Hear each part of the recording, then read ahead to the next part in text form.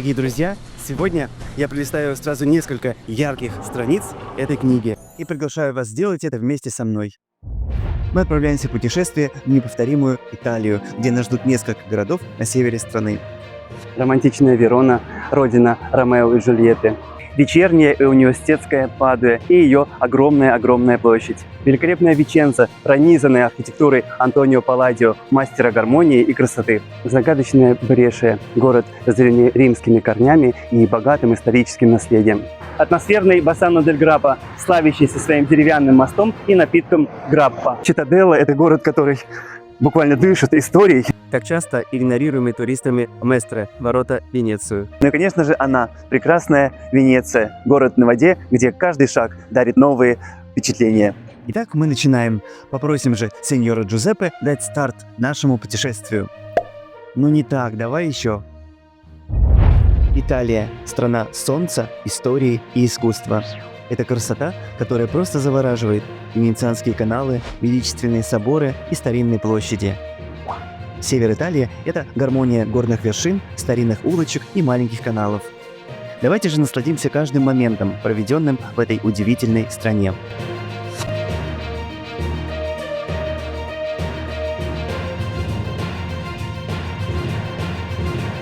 Я нахожусь в аэропорту холодной финской столицы, и отсюда начнется мое путешествие в прекрасную солнечную Италию.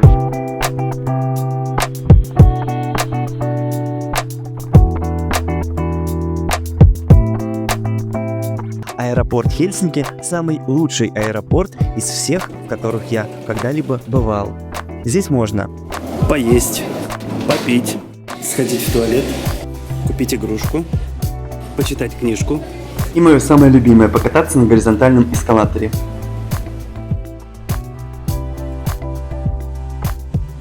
А еще посмотрите, как тут красиво, словно какой-то праздник.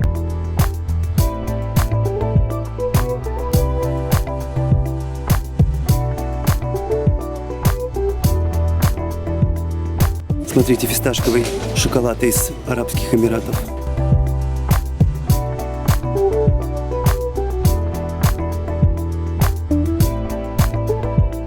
Вот он, мой рейс. Бергамо.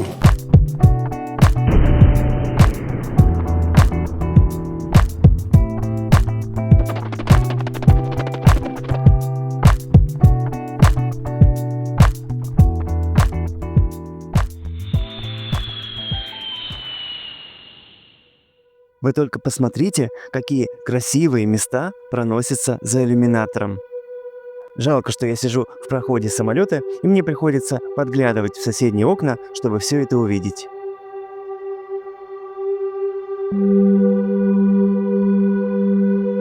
Самолет снижает высоту, и уже видны живописные сельские угодья солнечной Италии. Мы приближаемся к моей самой любимой стране в мире, и сейчас будет посадка.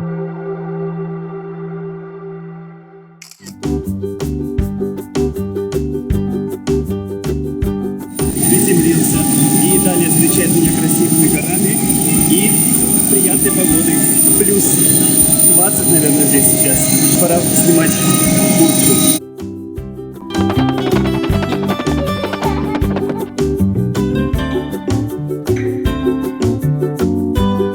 Как же здорово вновь оказаться на итальянской земле. И радует, что Италия встретила меня таким приятным солнцем, слегка дует ветерок и шикарная погода. Я в огромном предвкушении, потому что сегодня меня ждут два просто потрясающих города. Город Брешия и Верона, родина Ромео и Джульетты. Я очень жду увидеть эти города. Ну, я приземлился в аэропорт Бергамо, это рядом с Миланом.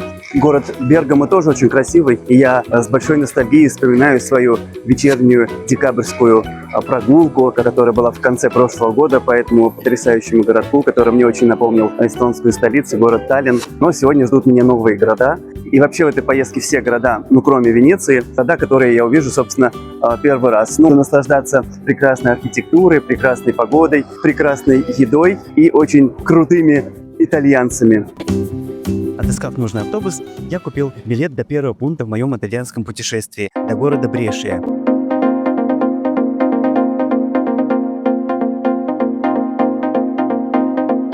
Дорога до Брешии пролегает через красивейшие места, через Альпы, поля и виноградники. Вскоре за окном показались многоэтажные дома, а это значит, что мы въезжаем в Брешию. У подножия Альп раскинулся город, в котором живут около 200 тысяч человек. Брешия – город Северной Италии, о котором редко услышишь в туристических рассказах, и именно это делает его еще более притягательным.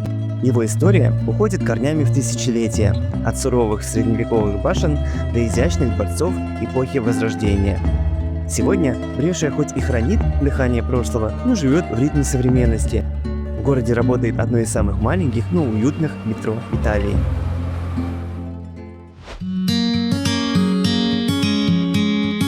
Я доехал до города Брешия, и, конечно, меня переполняют чувства.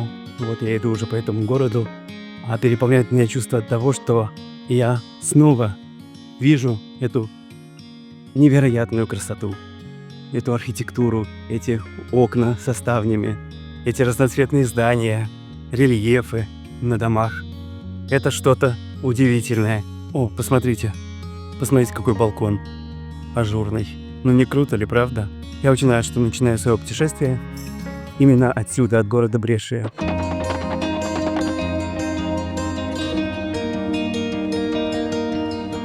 Я попал на великолепную площадь, называется она Пьяцца делла Лоджия. Эта площадь – шикарная локация для знакомства с Италией, одно из самых подходящих мест для первых впечатлений. Здесь можно просто сесть с чашкой кофе или бокалом вина, если хотите, и наблюдать, как вокруг течет жизнь. Настоящая итальянская жизнь.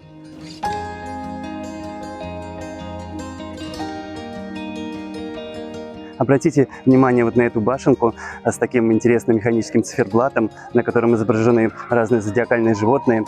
Это часовая башня, и кто был в Венеции, знает, что в Пьяцца Сан-Марко есть практически такая же часовая башня. На ней такой же циферблат, который регулярно отбивает определенное время. Ну и вверху также можно увидеть двух мавров, которые бьют в колокол. В Венеции на часовой башне практически такие же мавры. О, слышите? А в Венеции практически такие же мавры отбивают также каждый час в этот колокол.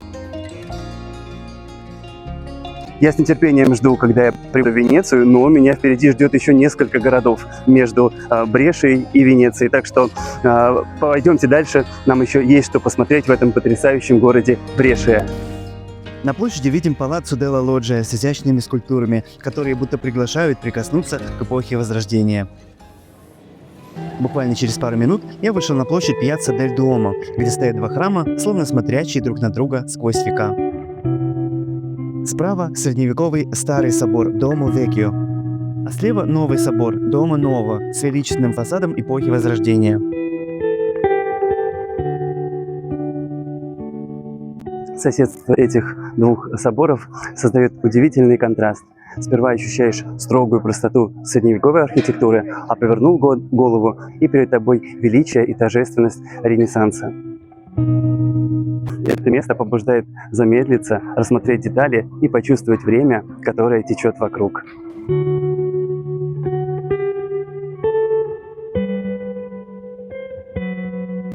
Покидая Пьяццу дель Дуомо, я бросаю взгляд на Палаццо Бролетто, средневековый дворец, который когда-то был резиденцией городского совета, и попадаю на совершенно нетипичную для Италии площадь. Площадь Виктории, Пьяцца делла Виттория, выглядит как совершенно другая Италия. Это не лабиринт средневековых улочек и не романтика античных стен. Здесь передо мной век 20, Италия эпохи диктатора Муссолини, стремившийся показать силу, порядок и величие через призму архитектуры. Я невольно бросаю взгляд кверху, к башне Торриone Инна. Это был первый настоящий небоскреб Италии. Для жителей Брешии этот небоскреб стал символом прогресса и смелости, знаком того, что город готов смотреть в светлое будущее. Находясь здесь, в Брешии, среди старинных зданий, я чувствую, как Италия открывается здесь в своей самой древней и величественной форме.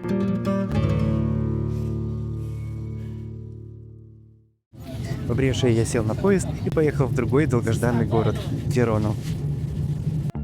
Верона – город, где каждый камень словно хранит дыхание веков. Здесь римские арки соседствуют с готическими башнями, а тени средневековых улиц переплетаются с солнечными площадями. Это город, воспетый Шекспиром как символ любви. Именно в нем он поселил Ромео и Джульетту. Верона – это живое полотно истории, где история и романтика неразделимы. Недаром город включен в список мирового наследия ЮНЕСКО. Гуляя по Вероне, невольно осознаешь, что она умеет быть разной. Днем шумной и яркой, вечером тихой и загадочной, но всегда прекрасной, будто сотканной из вечности. Едва сойдя с поезда на станции Верона-Порто-Ново, пройдя те самые Порто-Ново, новые ворота, я направился к своей основной цели. Первым делом в Вероне я пришел к главному объекту этого города, ради которого большинство туристов приезжают сюда впервые. Это не огромная площадь и не собор какой-то, а это дом знаменитой Джульетты и знаменитый балкон, под которым, как говорят легенды, звучали слова любви Ромео. На самом деле Ромео и Джульетта – вымышленные персонажи, придуманные Уильямом Шекспиром, а этот двор принадлежал аристократической семье Капелло. Балкон, кстати, был пристроен сюда позже, уже в 20 веке, разумеется, значительно позднее того, как Джульетта стала знаменитой.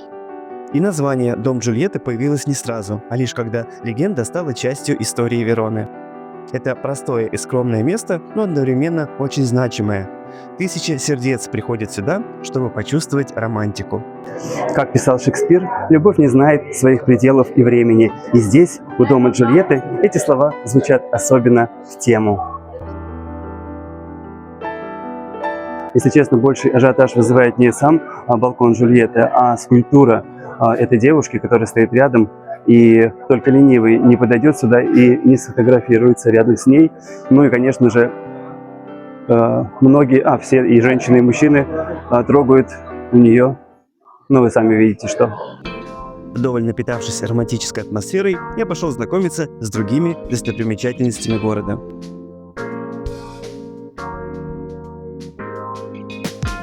А сейчас я стою на Пьяцца Бра, и передо мной знаменитая арена Вероны. Древний амфитеатр, построенный в первом веке нашей эры, примерно в 40 году. Эта арена словно младшая сестра римского Колизея, чуть меньше по размеру, но не менее значимая, с тем же дыханием веков. Когда-то на ней проходили гладиаторские бои и публичные представления, а теперь звучат оперы, концерты. Именно здесь, в 2012 году, на сцену вышел легендарный Адриано Челентано, где дал свой исторический концерт, цены за билет на который начинались всего от 1 евро. Это был не просто концерт, это было возвращение эпохи, когда вся Италия замерла, чтобы услышать знаменитого итальянского певца.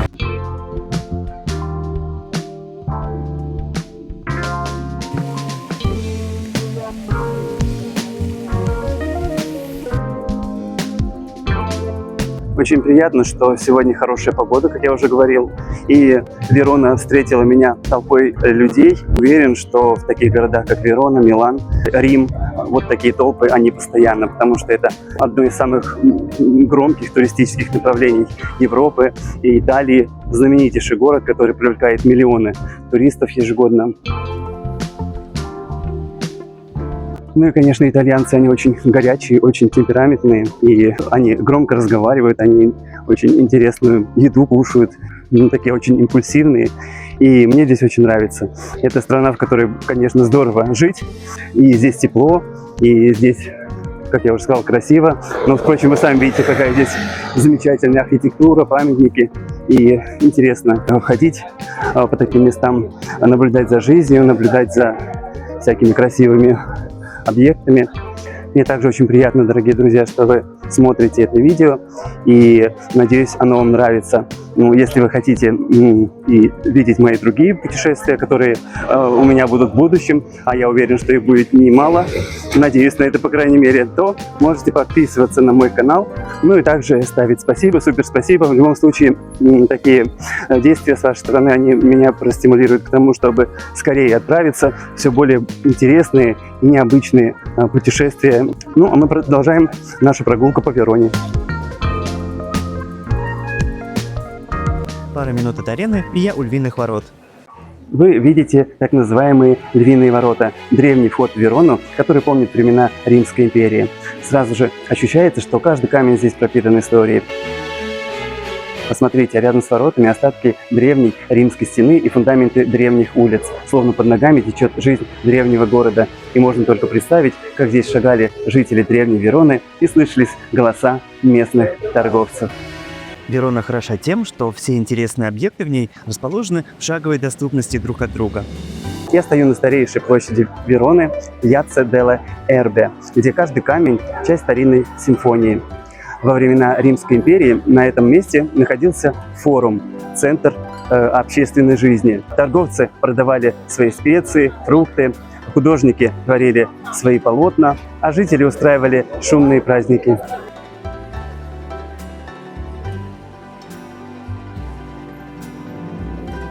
Здесь, на Пьяцца делла Эрбе, Верона раскрывается не как город, а как живая картина, где каждый штрих – дыхание веков. Посреди площади фонтан Мадонны Вероны, установленный в XIV веке.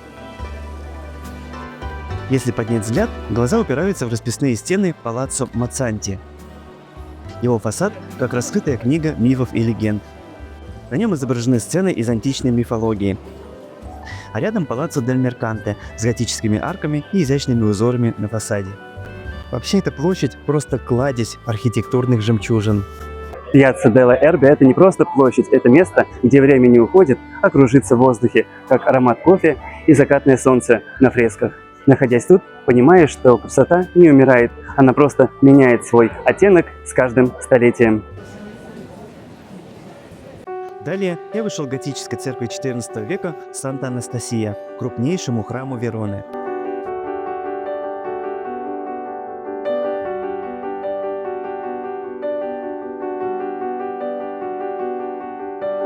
Внутри церкви высокие своды, мраморные колонны и различные полотна, в том числе знаменитая фреска «Святой Георгий и принцесса».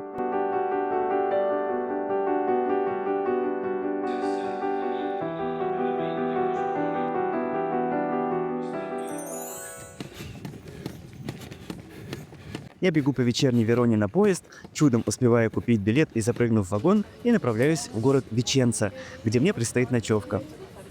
Верона впечатлила меня множеством красивых мест, знакомых по многочисленным фотографиям. 2 часа, которые я в ней находился, катастрофически малый промежуток времени, в который я не увидел даже половины тех чудес, что таит в себе этот потрясающий город. Завтра меня ожидает еще более насыщенный день, ведь я посещу целых 4 красивейших итальянских города. Приглашаю вас присоединиться ко мне в мое дальнейшее путешествие по Северной Италии.